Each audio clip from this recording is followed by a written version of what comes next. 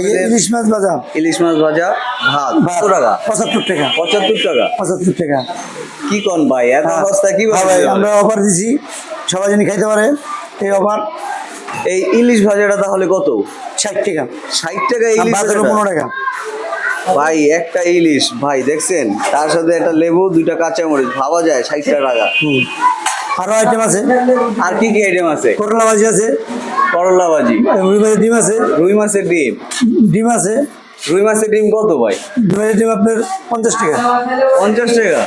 তা তো ভাই সবকিছু সস্তা দেখা যায়। করলা ভাজি 30 টাকা। করলা ভাজি 30, ডিম আছে 30 টাকা। ডিম 30।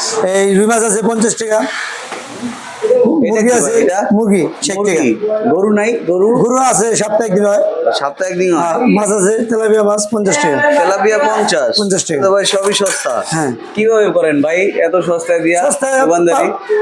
পাবলিক খায়, সেই শান্তি পায়, আমরাও শান্তি। মানে আপনাদের সেল বেশি, বেশি, লাভ কম। লাভ কম। তো ভাই যদি কাস্টমার আসতে চায় ভিডিও দেখে, তাহলে কোথায় আসবে? সাতপাখি নাহারবন মোল্লা হোটেল। সাত পাখি নাহারবন মোল্লা হোটেল। মোল্লা হোটেল। তো সাত পাখি নাহারবন মোল্লা হোটেলে চলে আসবেন যদি আপনারা এই রিজনেবল প্রাইসে খেতে চান।